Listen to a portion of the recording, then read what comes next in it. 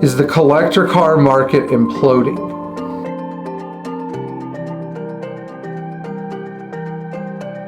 I like to ask this. They say, oh, it's cooling off and this is happening or that's happening. Like I remember I was talking to John Woods, and at the end of the year he was really concerned that the collector car market was starting to track in the wrong direction. And you know, I really wish it was true. I wish. Oh my gosh, I wish it was true, because then we would filter all the weeds out. You know, in the collector car market, the first people to go when you start to see a downturn in prices are the people who couldn't afford to be there in the first place, just like the real estate market. There are a lot of people out there who are buying collectible cars, whether it's through Bring a Trailer or whether it's through Hemmings auctions,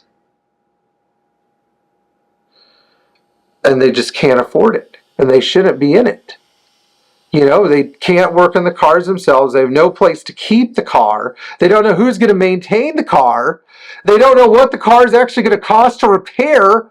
You know, they don't understand that when they're done repairing the car, the economic value of the car is going to be trash, like utterly. There's going to be a 50% loss. They don't get it. If you bring a car here and then you go to resell it, you are going to lose every penny you put into repairs of the car. Does it mean it's a bad car? No, because commercial value is not a great incentive for anything. Here's a really good example. Good example is having a child. I invest every penny into anything that I think is good for my child. Is she ever going to write me a check and say, thank you, Dad? No. But I get the satisfaction of having a child. I know the child's going to be there for me if I take care of her when I need somebody to be there for me. But for the most part, I just want the happiness of raising a child, and I want her to have a good life. You know, it's sort of the same thing with a vintage car. Doesn't matter what kind of car it is. The money you put into the car, like if you're going to get rid of that car in a year, just like if you're planning on getting rid of your child in a year, which is an absurd thought, but if you're going to get rid of a car, you know, don't put money into it. Just don't. Don't bother. Drive it with all of its issues till you're sick of it, and then stop putting money in it. But everything in our society that is actually fun and enjoyable is a complete money suck. It just depends on how much money you have to lose. Everything is a waste of money. If I go to Sprouts and I buy their organic milk, it's a waste of money because I'm not going to get any health improvement out of drinking organic milk. I shouldn't even be drinking milk in the first place, you know? You could make the argument that $1.19 I spent on Publix purified water is better than tap water, but that's a marginal improvement. And I see that the problem with the vintage collector car market is this, that a lot of the people that couldn't afford to be there, shouldn't have been there, aren't informed enough to be there, who are buying into it have driven prices up for actual enthusiasts. And that leaves what I would call a gap in the market where people who actually appreciate and love and enjoy the cars are priced out of the cars. You know, it sucks to be priced out of a car you want to own. And then the people who can't afford them, oftentimes I find that people who really drive the prices up, like the guys who are really pushing the prices up, you know, in public forums. Not the guy who discreetly buys the car he wants on a handshake deal with a private seller, but the guys who go out there and buy the car at full retail plus. I don't understand how it is that they even wanted a vintage car in the first place. Because they don't, like, it's unfathomable to me, the idea that somebody could go out and buy a vintage car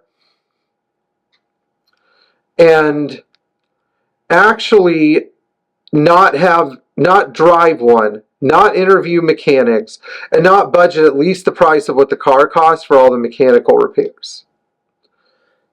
You know, and then oftentimes as the mechanic, I get blamed for finding all the problems with the car. And then when they aren't able to adjust to the operation of the vehicle, then they somehow get angry at us because they're not able to adjust to the operation of the vehicle.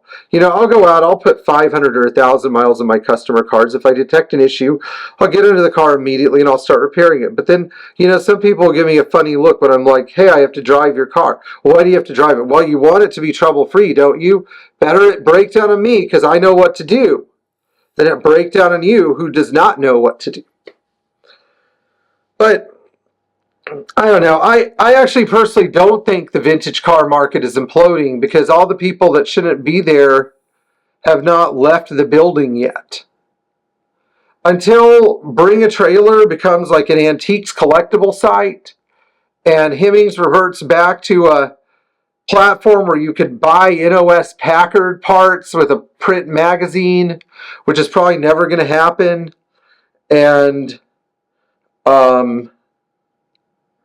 I don't know, the number one auction site if you want to buy a classic Mercedes is MB Market instead of whoever shoves more listings onto the internet. I don't think the day has come. And I personally think a downturn in the collector car market would be a good thing because you won't get all these people getting vintage cars into the wrong hands. And believe me, there are 2 collector car markets out there, and we're going to talk about them in another video. Anyway, if you like this video, please let us know by subscribing. And if you're supporting us on Patreon, thank you. And if you have any comments about the state of the collector car market, I'm happy to hear them. Have a great day.